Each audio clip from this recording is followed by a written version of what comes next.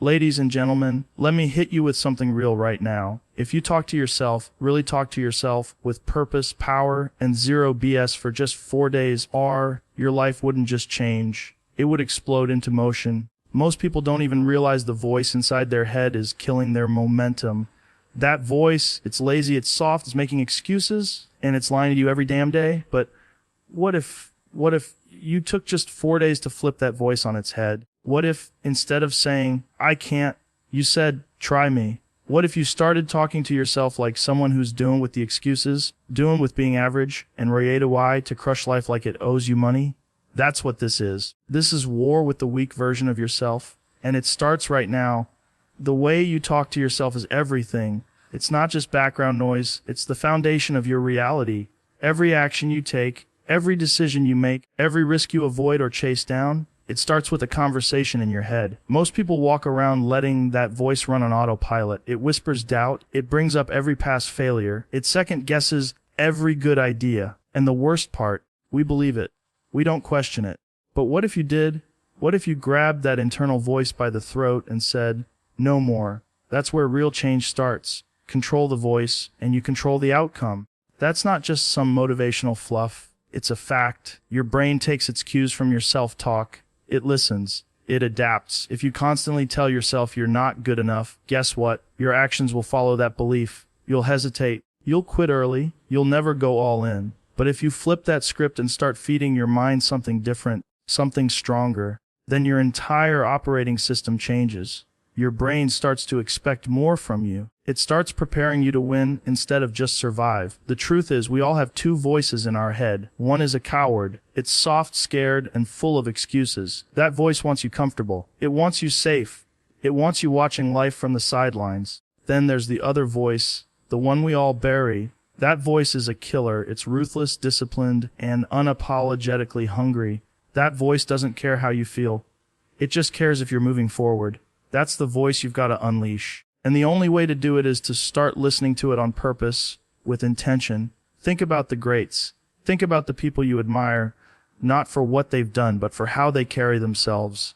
That confidence, that aggression, that laser focus, it didn't come from talent alone. It came from years of dominating the internal dialogue. It came from waking up every morning and talking to themselves like champions, even when everything around them was falling apart. They weren't waiting for the world to validate them. They were validating themselves through repetition, through mindset, through sheer mental discipline. Now, here's the kicker: controlling that voice is a choice. It doesn't just happen. It takes effort, and it starts with awareness. You have to catch yourself when the negative thoughts creep in. You have to recognize when you're about to self-sabotage. Most people never take that pause. They go straight from thought to action without even realizing it. That's why they stay stuck? That's why nothing changes. But when you start taking control, when you interrupt the default programming and inject power into your thoughts, that's when the shift begins. Don't wait for motivation. It won't always be there. Don't wait for clarity. Sometimes you have to move first and let clarity catch up. What you need is discipline in your self-talk. You need to speak to yourself like someone who has no plan B, like someone who's already won and is just walking toward the finish line. That tone, that edge, it creates alignment between your thoughts and your behavior, and that alignment is what produces momentum. Everything changes when you start talking to yourself like a winner.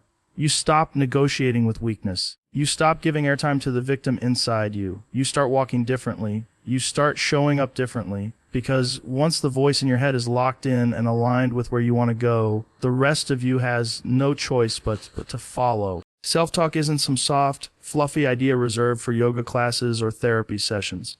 It's a weapon, a tool that can build you up or break you down depending on how you wield it. The way you speak to yourself is your mental training ground.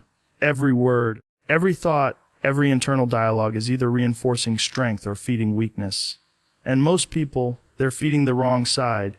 They let doubt creep in and settle like it belongs there. They repeat limitations like they're facts. I'm tired. I'm not ready. What if I fail? That's mental poison, and if you drink it every day, don't be surprised when your mindset collapses under pressure. Your mind is listening even when you're not. It records everything. You can't talk trash to yourself all day and expect to operate like a champion. Champions train their mind with intent. They speak to themselves like winners, even before the results show up. That's where it starts. Not in the gym, not at the job, not in the spotlight. It starts in the silence when no one's watching, and it's just you versus your thoughts. That's where the real fight happens, and it's one you have to win daily. The gym builds muscle, but your inner voice builds identity. The world wants to break that identity down. Life throws stress, setbacks, and distractions at you nonstop. If your mind isn't fortified with strong, consistent self-talk, you're going to fold. You're going to question everything. But if you've trained that voice, if you've made it your ally, then even in chows, you stay grounded. You stay sharp. You move forward. People act like confidence is some magical trait you're born with. It's not. It's built, and it's built through how you talk to yourself every single day. If you say you're focused, you act focused. If you say you're unstoppable, you start showing up like you are. It's not arrogance. It's programming. You're feeding your subconscious the script you want it to run. And when you feed it the right language long enough, it becomes your default setting. You don't have to think about being strong. You just are. You don't have to pretend to be ready. You become ready. And here's where it gets powerful: repetition. The same way reps build your body, reps build your mind. The more you speak power into yourself, the deeper those beliefs get rooted. You might not feel it on day one. That voice might feel fake at first. But keep going. The brain adapts. The subconscious starts picking up the pattern. Eventually, that strong voice becomes your baseline, and the weak one starts getting drowned out. That's what mental toughness really is. Not bravado, not noise, just discipline, relentless reinforcement of your best self. There's a version of you inside that's focused, fierce, and unshakable. You don't get to meet that version by accident. You meet it by choice, and that choice shows up in your self-talk. When you treat your inner dialogue like training, everything changes. You stop letting your emotions dictate your narrative. You stop giving fear a microphone. You replace it with clarity, certainty, command. Even on the hard days, especially on the hard days, that voice needs to stay tight. No drifting, no leaks. You lock it in and lead from the inside out. It's easy to pump yourself up when things are going well. But when the pressure's on, when the results aren't showing up, when the world's telling you to quit, that's when your self-talk becomes everything. That's when the reps pay off. That's when the voice you've trained becomes the one that carries you. Because the truth is, you're always talking to yourself. The only question is, are you speaking power or weakness? There's a balance most people never learn to master. The ability to talk like a savage and act like a professional. It's the combination of raw, unfiltered intensity on the inside and calm, controlled execution on the outside. That's what separates winners from the rest.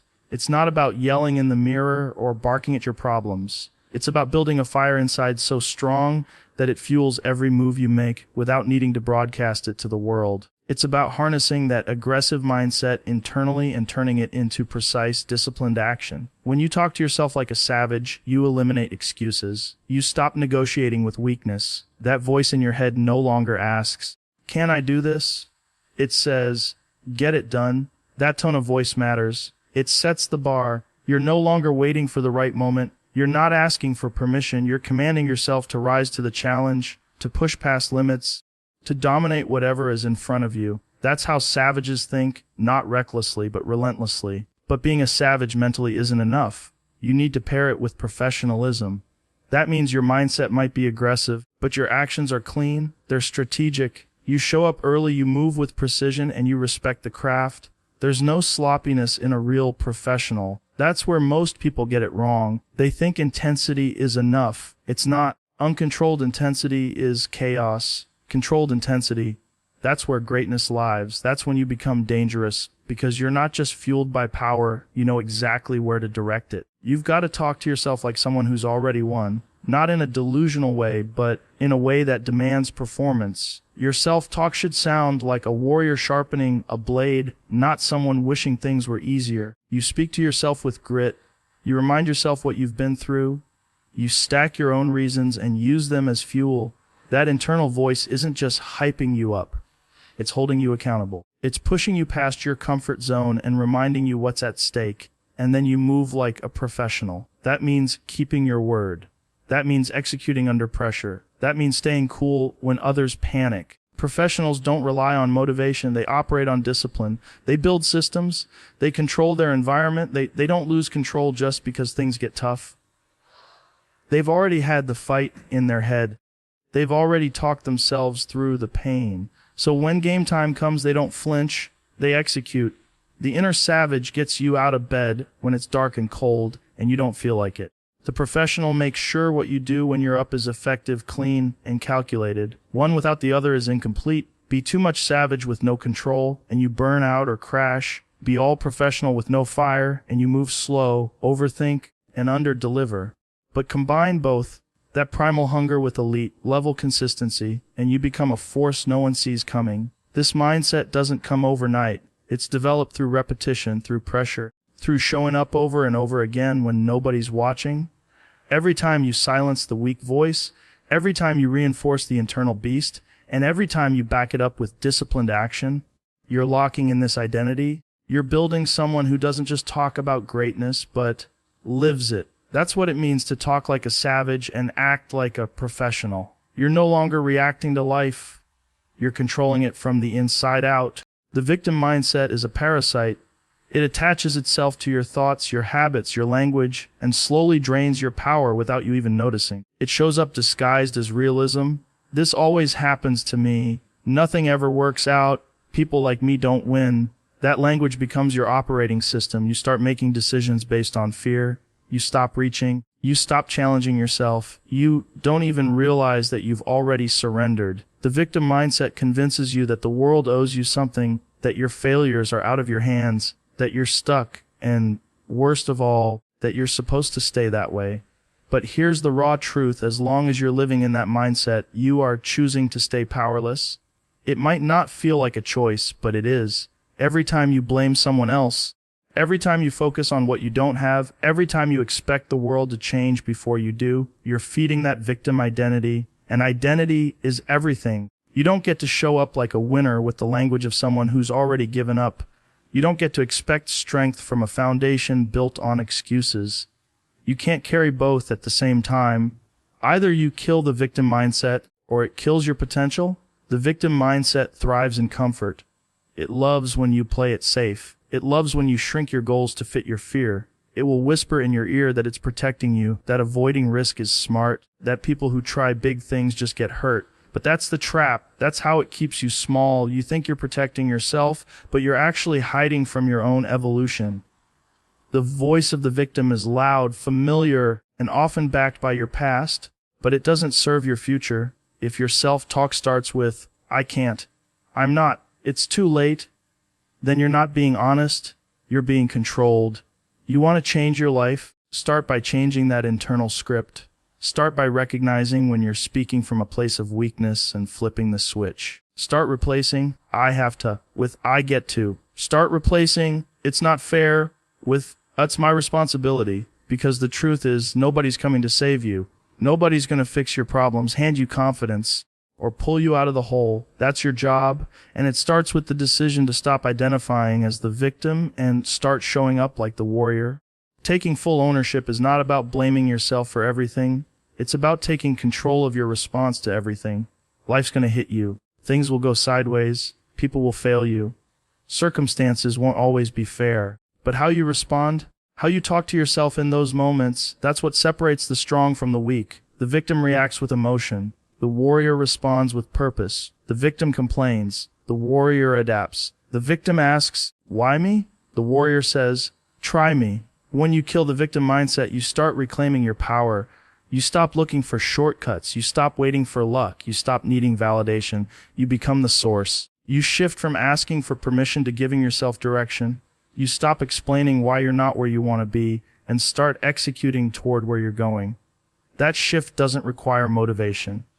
It doesn't require external validation. It just requires you to stop lying to yourself, because deep down, you already know who you're meant to be, and you know damn well the victim mindset isn't going to get you there. Repetition builds reality. That's not a catchphrase, that's brain science. Your mind doesn't know the difference between what's real and what's repeated with enough intensity. It just believes what it hears the most. And the problem is, most people have spent years repeating the wrong messages. "I'm tired. I'm not good enough. I'll never make it. They've repeated those lies so many times that it's become truth in their nervous system. The brain wires itself based on patterns, and if your pattern is weak, insecure, or negative, your life is going to reflect that in your body, in your habits, in your results. Repetition is what makes elite athletes dominate. It's how great performers build insane confidence. It's how people with zero advantages rewire their identity and take over their own story. The words you say to yourself, the way you say them, and how often you say them, that's your training. That's your programming. And whether you're doing it on purpose or not, it's happening. Every time you repeat a thought, you reinforce the neural pathway behind it. That means you're either building a strong internal script or digging yourself deeper into doubt. Most people try to change their lives with willpower alone. But if you don't change the conversation in your head, willpower runs out. You can't outwork a mind that's against you. You've got to start stacking powerful language on repeat. Not once, not when you feel like it. Every single day, you've got to flood your system with the identity you want to build. I'm disciplined. I'm built for pressure. I handle setbacks like a pro. I don't fold. I focus. Those aren't just affirmations, they're commands. And your brain listens to commands. At first, it feels fake. You'll say things that don't feel true. Yet, that's where most people quit. They say it once, twice, maybe for a week, and then stop when it doesn't instantly click. That's weakness. That's the same mentality that got them stuck in the first place. This is not about hype. This is about rewiring. You're literally reconditioning your internal environment to match the life you're trying to build. And just like the gym, it takes consistent reps. You don't build a strong body by lifting once. You build it by showing up again and again, long after the novelty fades.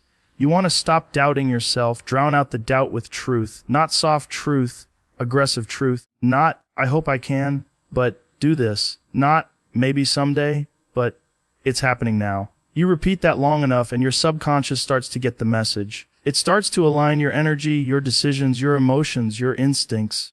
And once that happens, everything accelerates. You no longer have to fake confidence. You become confident, not because someone else said you could be, but because you've been saying it to yourself for so long, you've left no room for anything else. And here's what separates the obsessed from the average. The obsessed know the power of the loop. They loop the message until it's burned in. They create mental routines the same way they build physical ones. They talk to themselves with precision. They don't allow lazy language. They don't let feelings dictate their dialogue. They run the script on purpose. The same way a fighter shadowboxes to sharpen muscle memory, they rehearse victory in their mind until it becomes muscle memory in their life. You're already repeating something to yourself every day. The question is it building you or breaking you? Because repetition is going to shape you whether you're intentional or not. So choose the words. Build the voice. Write the script. Then hit play. Again and again and again. You're not faking it, you're forming it. That's how winners are made. Through repetition, backed by belief, multiplied by time. 4 days of intensity beats 40 days of hesitation. That's not just a motivational line, that's a formula. Most people live their entire lives stuck in cycles of hesitation, overthinking, delaying, waiting for the right time, the perfect energy, the ideal alignment of motivation and mood. But high performers don't operate like that. They compress time through intensity. They take 4 days and attack like their life depends on it. And in those 4 days, they make more internal progress than most people do in a month of lukewarm effort. That's what separates movement from momentum. Not just showing up, but how hard you show up. People underestimate what intensity does to the brain. When you go all in, when you crank up the pressure on yourself for a focused stretch, you force your mind and body into alignment. There's no room for second guessing. There's no time for self-pity. Your thoughts, your actions, your discipline, they all get pulled into the same orbit. You create urgency, and urgency is a weapon. It burns through distractions. It reveals what actually matters. It breaks the cycle of delay that's been holding you back for months or even years. Intensity is what breaks the dam. 4 days might not sound like much, but that's the point. Anyone can lock in for 4 days, but very few do. Most people tell themselves they need a lifestyle overhaul. They think they have to fix everything at once. They overwhelm themselves into doing nothing. But if you shift that thinking and say, I'm going to go full throttle for 4 days, mentally, physically, emotionally, spiritually, I'm going to dominate everything I touch, your system responds. your brain kicks into fight mode, and that spark can trigger a whole new level of identity. Intensity builds evidence. You don't need more affirmations, you need proof. When you push for 4 days with everything you've got, you create undeniable proof that you're not soft, that UFs can stay locked in, that you're capable of operating at a higher level than you've been living at. And once you have that proof, even just a taste, it changes what you believe is possible. You start asking, what else can I do? Instead of, why do I keep falling short? That shift is massive. It's the moment doubt starts losing control over your decisions. What happens in those 4 days isn't just external progress, it's internal clarity. You see what's been holding you back. You see how many mental shortcuts you've been taking. You realize how loud your excuses have become. And once you see that clearly, you can't unsee it. That awareness is fuel. It gives you leverage. You're no longer guessing what needs to change. You've felt it. You've experienced the difference between moving with intensity and coasting on low power. That experience becomes your new baseline. You don't have to maintain peak intensity forever.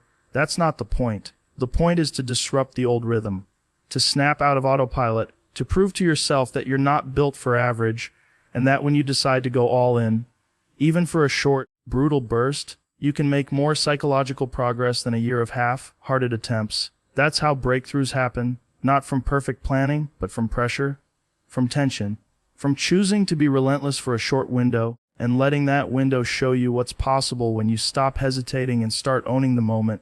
4 days of that kind of fire can wake up a version of you that's been asleep for too long.